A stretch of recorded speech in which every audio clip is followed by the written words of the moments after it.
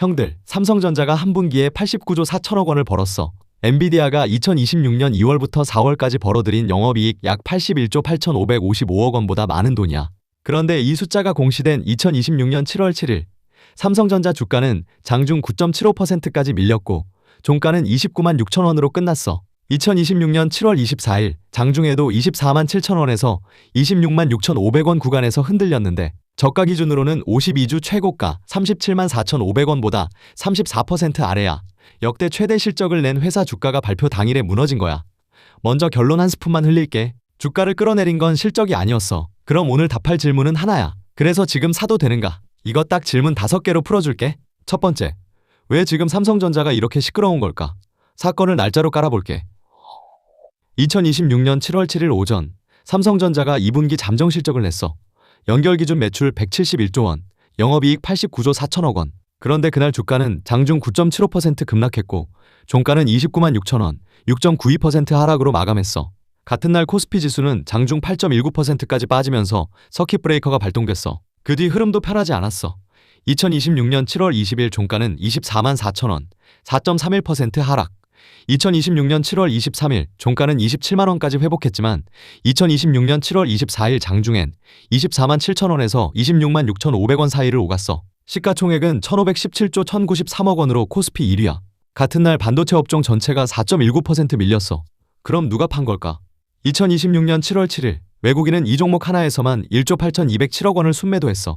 그날 코스피 전체 외국인 순매도가 3조 3,601억 원이었으니까 절반 이상이 삼성전자 한 종목에서 나온 거야.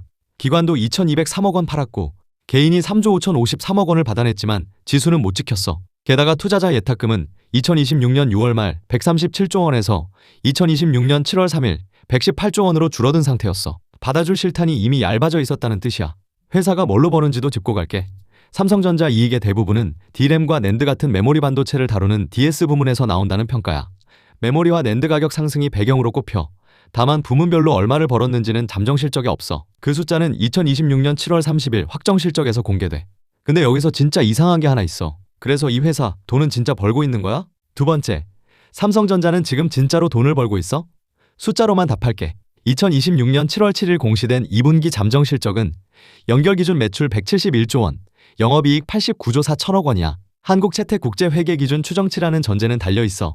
이 숫자 하나만 보면 감이 안 오니까 비교 기준을 붙여볼게. 첫째, 직전 분기인 2026년 1분기와 비교하면 매출은 27.74%, 영업이익은 56.21% 늘었어.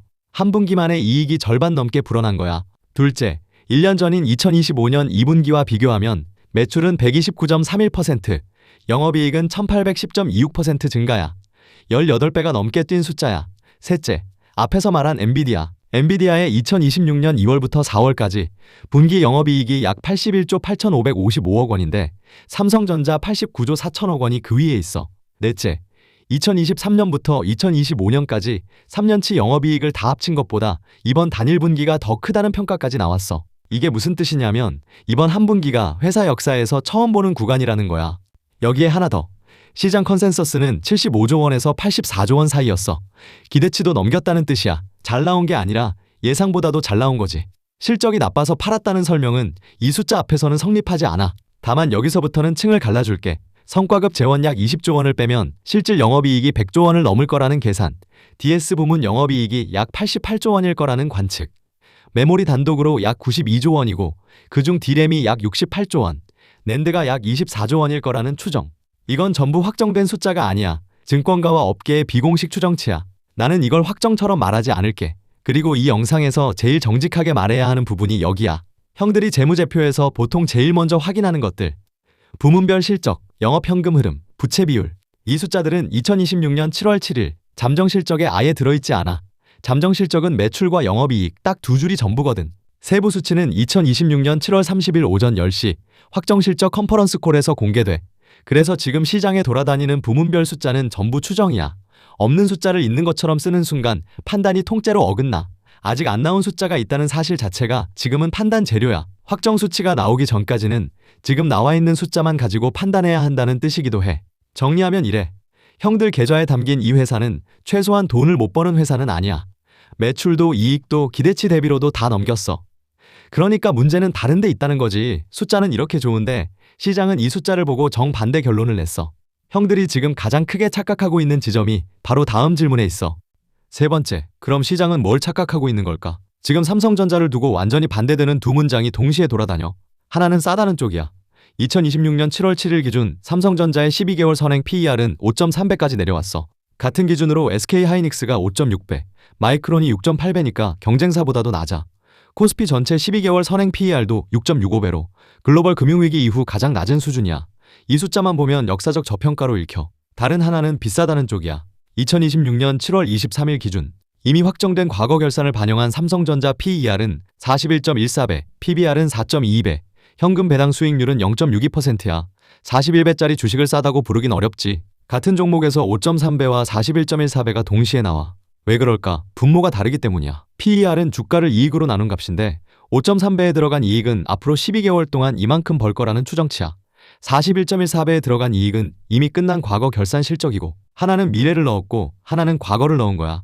숫자 두 개가 싸우는 게 아니라 분모가 서로 다른 얘기를 하고 있는 거지.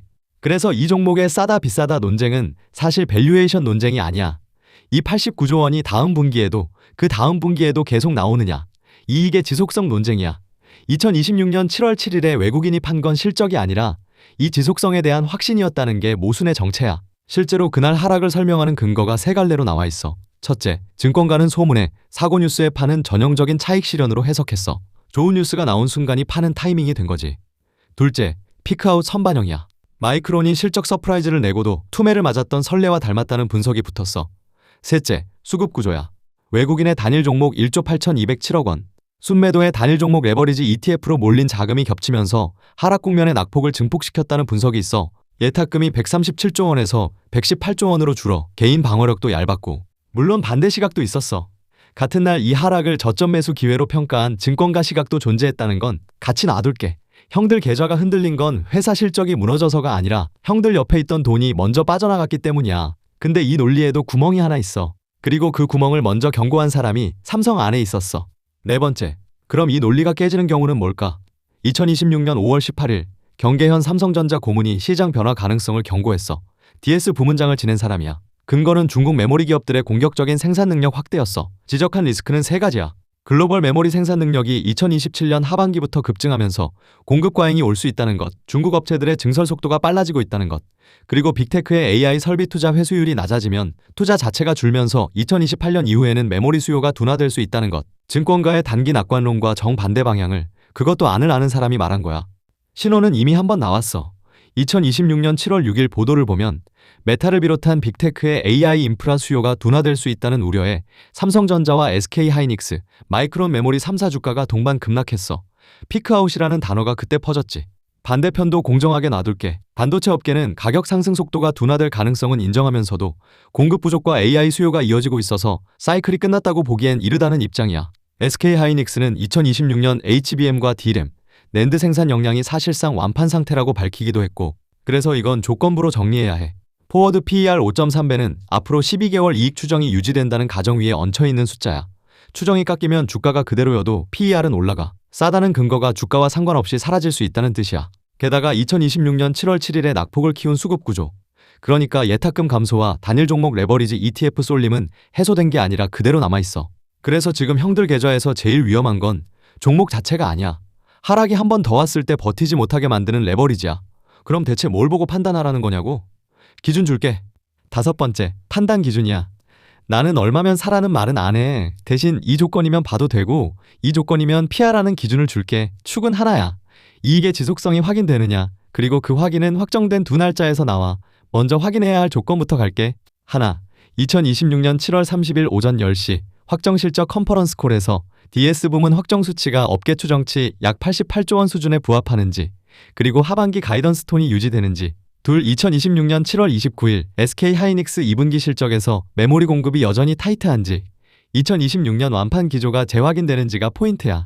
셋, 외국인 수급이 순매도에서 순매수로 방향을 바꾸는지.